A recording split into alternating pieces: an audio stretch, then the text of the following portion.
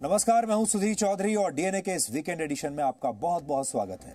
आप सब जानते हैं डीएनए एक पारिवारिक शो है और इस शो में हम सिर्फ खबरों का विश्लेषण नहीं करते बल्कि एक परिवार की तरह कई ऐसे मुद्दों पर आपस में भी संवाद करते हैं जो आपके और हमारे जीवन पर गहरा असर डालते हैं। भारत के करोड़ों परिवारों में आजकल यही चर्चा हो रही है कि आखिर सुशांत सिंह राजपूत ने आत्महत्या क्यों की। क्या इसके पीछे फिल्मी दुनिया का परिवारवाद था या फिर कुछ अपवित्र रिश्तों की वजह से सुशांत ने इतना बड़ा कदम उठा लिया। इसलिए आज हम सुशांत सिंह राजपूत पर एक बेहद संवेदनशील संवाद करेंगे जिसमें हमारी मदद करेंगी उनकी पुरानी दोस्त अंकिता लोखंडे।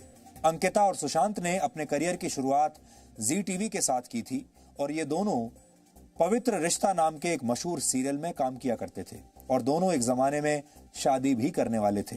इसलिए सुशांत के बारे में बात करने के लिए अंकिता लोखंडे से बेहतर कोई और नहीं हो सकता, क्योंकि उन्होंने सुशांत को निजी तौर पर भी अच्छी तरीके से जाना है और फिल्म इंडस्ट्री के क्या दबाव रहते हैं ये भी वो जानती हैं।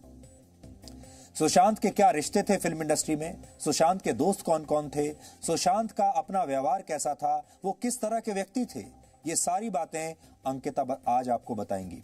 अंकिता लोखंडे मुंबई में सुशांत के सफर की गवाह रही हैं और सुशांत अपने परिवार के अलावा अगर किसी के भी बहुत करीब थे तो वो अंकिता ही थी।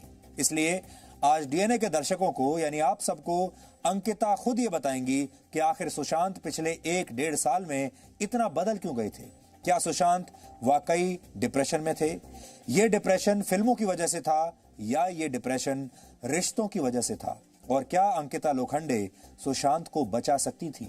आज ये सारे सवाल हम उनसे पूछेंगे और फैसला आप कीजिएगा। लेकिन सबसे पहले आज की तमाम बड़ी खबरें नॉन स्टॉप न्यूज में। बिहार पुलिस के महानिदेशक गुप्तेश्वर पांडे ने कहा है कि सुशांत केस में हर हाल में सच से पर्दा उठना चाहिए। जी न्यूज से एक्सक्लूसिव बातचीत में डीजीपी गुप्तेश्वर पांडे ने कहा कि सुशांत सिंह राजपूत को न्याय मिले, इसके लिए जान की बाजी लगा देंगे। हम तो एविडेंस जुटा रहे हैं, बात बोलेगी हम नहीं, भेद खोलेगी बात नहीं। मौका मिलेगा तो दिखाएंगे, मौका मिलेगा तो बताएंगे, बोलने से कोई फायदा नहीं है, वक्त का इंतजार कीजिए। बिहार पुलिस के आईजी संजय सिंह ने जी न्यूज को बताया कि सुशांत केस से जुड़े कोई भी दस्तावेज मुंबई पुलिस ने बिहार पुलिस को नहीं दिए हैं और बिहार पुलिस की टीम इसके लिए लगातार कोशिश कर रही है। अभिनेता सुशांत सिंह राजपूत की पोस्टमार्टम रिपोर्ट की कॉपी सार्वजनिक हो गई है। रिपोर्ट में दम घुटने को मौत की वजह बताया गया है। बिहार पुलिस ने कहा है कि उन्हें अब तक पोस्टमार्टम रिपोर्ट नहीं मिली है। पोस्टमार्टम के बारे में सर जो भी है हॉस्पिटल से नहीं मिली है। मुंबई के बांद्रा पुलिस स्टेशन गई बिहार पुलिस टीम ने आज सुशांत की मैनेजर रही दिशा सालियान की मौत से जुड़ी जानकारी मांगी। बिहार पुलिस के एक अधिकारी ने कहा कि अभिनेत्री रिया चक्रवर्ती उनकी निगरानी में है। बिहार पुलिस ने आज फिल्म निर्देशक रूमी जाफरी से भी पूछताछ की। सुशांत केस के दस्तावेज बिहार पुलिस को देने पर महाराष्ट्र सरकार कानूनी राय ले रही है। हमारी मुंबई पुलिस बिहार पुलिस की जो रिक्वेस्ट आई है वो हम इसके ऊपर लीगल ओपिनियन लेंगे, क्योंकि दूसरी स्टेट के पुलिस को हमारी स्टेट में ऐसा जांच करना लीगली पॉसिबल है क्या। बिहार के मुख्यमंत्री नीतीश कुमार ने कहा है कि बिहार पुलिस का सहयोग करना मुंबई पुलिस का कानूनी कर्तव्य है। जेडीयू के महासचिव केसी त्यागी ने कहा है कि मुंबई पुलिस के इस व्यवहार की उन्हें उम्मीद नहीं थी।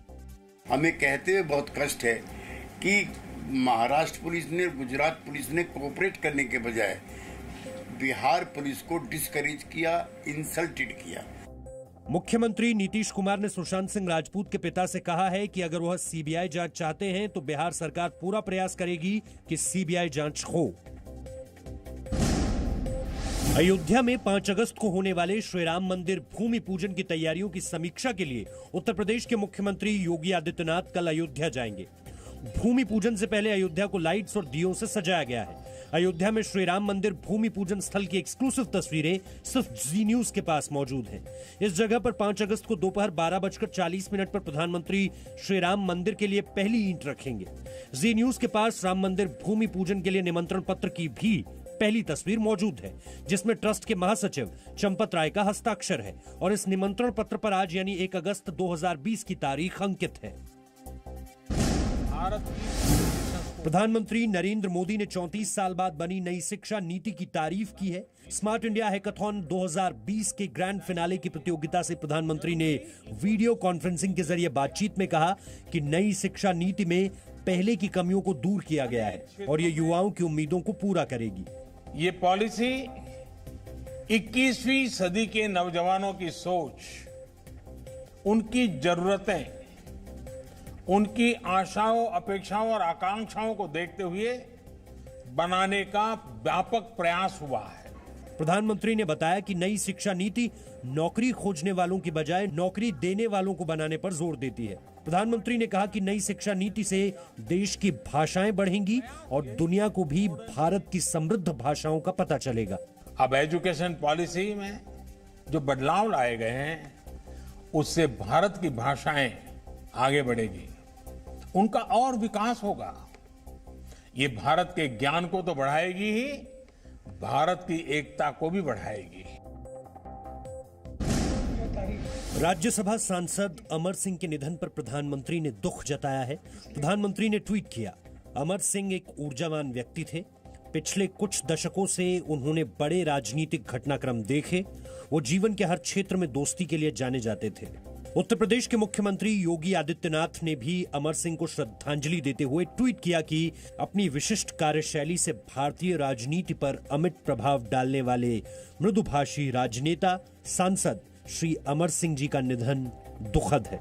समाजवादी पार्टी अध्यक्ष अखिलेश यादव ने दुख जताते हुए ट्वीट किया, श्री अमर सिंह जी के स्नेह सानिध्य से वंचित होने पर भावपूर्ण संवेदना एवं श्रद्धांजलि। राज्यसभा सांसद अमर सिंह लंबे वक्त से बीमार चल रहे थे और उनका सिंगापुर के अस्पताल में इलाज चल रहा था।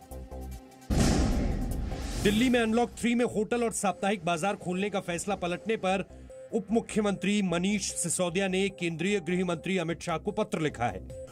उपराज्यपाल अनिल बैजल के फैसले का जिक्र करते हुए उप मुख्यमंत्री ने लिखा कि अर्थव्यवस्था को पटरी पर लाने की कोशिश की जा रही है, लेकिन दिल्ली के साथ दोहरी नीति अपनाई जा रही है। उप मुख्यमंत्री ने लिखा, दिल्ली का 8% कारोबार और रोजगार होटल न खुलने की वजह से ठप पड़ा है। साप्ताहिक बाजार बंद रहने से 5 लाख परिवार पिछले 4 महीने से घर पर बैठे हैं। सरकार मंगलवार को एलजी साहब के पास इस मामले की फाइल दोबारा भेजेगी। आप उन्हें कह दें कि अब इसे ना रोकें। उप मुख्यमंत्री मनीष सिसोदिया ने दावा किया है कि 1 महीने से कोरोना के हालात नियंत्रण में हैं। राजस्थान में समर्थक विधायकों को जयपुर से जैसलमेर शिफ्ट करने के बाद मुख्यमंत्री अशोक गहलोत ने आरोप लगाया है कि लोकतंत्र खतरे में है और चुनी हुई सरकारों को गिराया जा रहा है। अशोक गहलोत ने इस मामले में पीएम मोदी से अपील की है। लोकतंत्र खतरे के अंदर है, खून उनके मुंह लग चुका है, कर्नाटका के अंदर, मध्य प्रदेश के अंदर, इसलिए वो प्रयोग यहाँ कर रहे हैं। उस प्रधानमंत्री को चाहिए जो कुछ तमाशा हो रहा है राजस्थान के अंदर, उसको बंद करवाए। मुख्यमंत्री के आरोपों पर बीजेपी ने कहा कि जनता का विश्वास सरकार से उठ चुका है और मुख्यमंत्री को भी विधायकों पर भरोसा नहीं है। उनके खुद के विधायकों पर भी उनको विश्वास नहीं रहा। अब तो उनको किसी भी तरह से सरकार बचानी है। अब उनकी आपस की लड़ाई है, उसको भारतीय जनता पार्टी के ऊपर थोपना चाहते हैं।